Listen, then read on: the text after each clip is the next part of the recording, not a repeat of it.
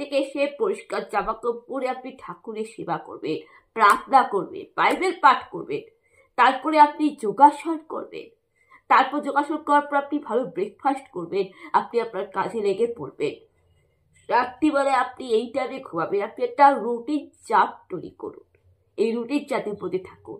আর আপনি হাসুন, আপনি অনেকে হাসান, অনেকে হাসান। হাসি হচ্ছে এমন জিনিস না যে হাসি একটা পরকে আপন করে নিতে পারে। হাসি একটা দুঃখী কষ্ট পাওয়া মানুষকে আনন্দ দিতে পারে। হাসি, যে মানুষ কাঁদতেছে সে আপনার হাসি দেখে হাসবে, কান্নাটাও পর্যন্ত তার কাছে হার পারবে। তাই হাসুন। হাত হচ্ছে স্বাস্থ্যের পক্ষে সব থেকে ভালো। আপনি অনেকে হাসান, কারণ ঈশ্বর হাসি খুশি মানুষকে পছন্দ করে। আপনি হাসবেন, এটা আপনি মাথায় রাখবেন, আপনি হাসুন। এটা গেল 8 নম্বর পয়েন্ট। 9 নম্বর পয়েন্ট হচ্ছে আপনি ভালো জায়গায় বেড়াতে চান।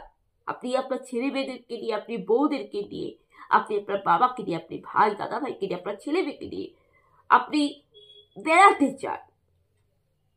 এনজয় করুন, প্রকৃতিটাকে অনুভব করুন সুন্দরভাবে। 10 নম্বর পয়েন্ট হচ্ছে জেনারেল নলেজ। যাই হয়ে যাক কেন, প্রত্যেকটা মানুষের জেনারেল নলেজ পড়াশোনা দরকার, বিদ্যা দরকার। তার কারণ লেখাপড়ার কোনো বয়স হয় না, জানার কোনো বয়স হয় না, শিখার কোনো বয়স হয় না। আপনি ছোটদের থেকেও শিক্ষা লাভ করতে পারেন, ছোটরাও আপনাকে জ্ঞান দিতে পারে, উপদেশ দিতে পারে। আপনি ছোট থেকেও শিক্ষা লাভ করতে পারেন, ছোটরা আপনার টিচার হতে পারে। আপনি বড়দের থেকেও শিক্ষা লাভ করতে পারেন। অর্থাৎ আপনি চারা গাছ বুনতে পারেন, চারা গাছটা কিন্তু পরিবেশ তৈরি করবে। একটা চারা গাছ একটা বট গাছ হবে, বট গাছ থেকে আপনি ছায়া পাবেন, অক্সিজেন পাবেন, সবভাবেই আপনি চলবেন। এটা 10 নম্বর পয়েন্ট। এই 10 নম্বর পয়েন্ট যদি মানতে পারে তবে আপনার মন পবিত্র থাকবে। আর মন পবিত্র থাকলে আপনি মানসিক দিক থেকে পবিত্র থাকার চেষ্টা করুন। তাই দেখবে আপনার মধ্যে কোনো ডিপ্রেশন থাকবে না, আপনি চিন্তা থাকলো না, আপনি সবসময় আপনার মুড অলওয়েজ অন, আপনার মুড অলওয়েজ অন থাকবে, বিন্দাস থাকবেন, আপনি প্রফুল্ল থাকবেন। আর এইভাবে আপনি সৎ পথে চলার চেষ্টা করুন, সৎ পথে চলার চেষ্টা করুন, তবে আপনি জীবনটাকে সুন্দরভাবে করে তুলতে পারবেন। আর যখন আপনি জীবনটাকে সুন্দরভাবে করে তুলতে পারবেন তখন আপনি একটা ঈশ্বরের ওপর আপনি জীবনটা দিয়ে দেবেন। আর যখন ঈশ্বরের উপর জীবন, ঈশ্বরের আশীর্বাদ যখন আপনার কাছে আছে, তখন আপনার দেশে যা যা ক্রাইম হচ্ছে, আপনার সমাজে যা যা ক্রাইম হচ্ছে, চারপাশে বিপদের মাধ্যমে যা হচ্ছে, আপনি চারপাশে বিপদে, দুর্নীতি, অন্যায়, অরাজকতার মধ্যে যদি আপনি চলতে থাকেন, কোনো কিছু বাধা, কোনো কিছু ঝড়, কোনো কিছুর আঁচ আপনার উপর পড়বে না, আপনার পরিবারের উপর পড়বে না।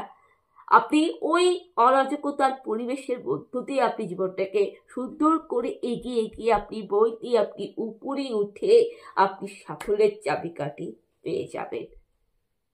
এটাই হচ্ছে একমাত্র লক্ষ্য। এবারে আপনি হয়তো সাফল্যের চাবিকাঠির দিকে যাচ্ছেন, সিঁড়ি দিয়ে যাচ্ছেন, যেতে যেতে হয়তো বাধা পড়লো, কেউ আপনাকে দোষ দিল যে আপনি এটা ভুল করছেন, খোটা দিচ্ছেন। এবার আপনি তার কথা শুনে যদি আপনি আবার নিচে নেমে আসেন, মানে উপরে উঠতে গিয়ে কেউ মানে লোকসমাজে নানা পরামর্শ দিল, সাজেশন দিল, কেউ পরচর্চা সমালোচনা করলো, সেটা শুনে যদি আপনি আবার নিচে নেমে আসেন, তাহলে আপনি জীবনে সাফল্য পাবেন না। এটা আপনার ব্যর্থতা। তার কারণ কোন মানুষ যখন নিজের যোগ্যতায়, নিজের চেষ্টায় যখন উপরে উঠতে চায়, সাফল্যের চাবিকাঠি দিতে চায়, সে কিন্তু লোকলজ্জা ত্যাগ করে। তাকে লোকলজ্জা ত্যাগ করতে হবে। সমাজ কি বললো না বললো সেদিকে কোনো কাজ দেওয়া চলবে না। এবার তাকে বলে রাখতে হবে যে আমি যা করছি আমি ঠিক করছি, আমার ঈশ্বরের উপর বিশ্বাস আছে, আমি এই কাজটা করছি। কেউ যদি বলে যে আমার এই কাজটা ভুল, তবুও আমি করব। লোক যদি বলে আমি এই কাজটা ভুল করছি, আমি মনে করবো যে হ্যাঁ এটা আমি ঠিক করছি, আমি এটা করবো। লোকে বাবাকে বললো যে আমি এই কাজটা ভুল করছি, আমি এই কাজের হালটা আমি ছেড়ে দিব, তাহলে তো আমি জীবনে সাফল্য পাবো না। আমি যখন তৈরি করেছি এই কাজটা করব, লোকে যতই বলুক এই কাজটা ভুল, লোকে যতই আমার নিন্দা করুক, যতই আমাকে দোষ দিক, যতই বলুক যে আমি এই কাজটা ভালো করছি না, আমি তত করবো। আমি লোকলজ্জা করবো আর লোকের কথা শুনবো না, আমি এগিয়ে যাব। তার কারণ খেলোয়াড়রা দেখবে খেলার মাঠে নামে এরা খেলে যায়, দর্শকরা কি করে? সমালোচনা করে।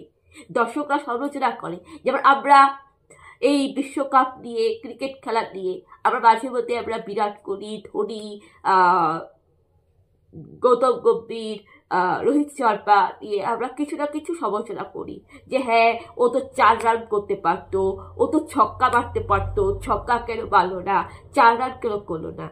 তাই বলি কি বিরাট কোহলি, রোহিত শর্মা এরা কি ক্রিকেট খেলা বন্ধ করে দিয়েছে? দেয়নি তো। এরা নিজের জীবনের লক্ষ্যে এগিয়ে গেছে।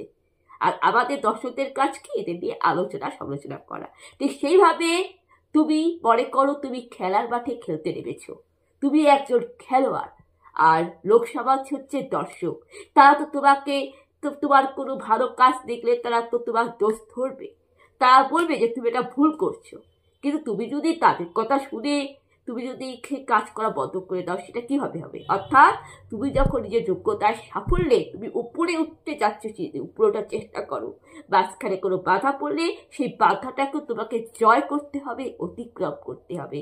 এর জন্য মাদার টেরেসা বলেছিল জীবন হচ্ছে খেলা, তাই তোমাকে খেলে যেতে হবে।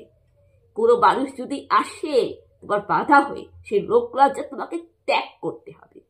তুমি লোকলজ্জা ত্যাগ করবে, আর তুমি যখন নিজের যোগ্যতার উপরে উঠছো, তুমি কোনো কাজ করছো, সেই কাজটা করে যাবে। কেউ যদি তোমার কাজে নিন্দা করে, কেউ যদি তোমার কাজে বাধা হয়ে দাঁড়ায়, মনে করবে যে তুমি সঠিক কাজ করছো। তুমি কখনোই পিছন ফিরে তাকাবে না। এটা করতে পারলেই তুমি যোগ্যতার সাফল্য কাঠি পাবে। আর তবেই দেখবে কোনো বিপদ তোমাকে চিনতে পারবে, তবে চিনতে পারবে না। এইভাবে তুমি গড়ে ওঠো। প্রতিটা ছেলে মেয়েদের এইভাবে গড়ে ওঠো।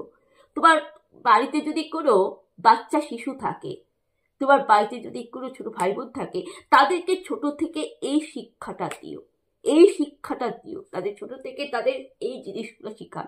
আর আমি প্রথম থেকে যেটা বললাম কিভাবে সুন্দর জীবন কাটানো যায়, আগের দিন যা যা আলোচনা করলাম শিক্ষা নিয়ে, আর এখন আমি যা যা আলোচনা করলাম, এগুলো আপনি ছোট শিশুদেরকেও আপনি শিক্ষা দিন, আপনার ভাই বোনদেরকেও শিক্ষা দিন।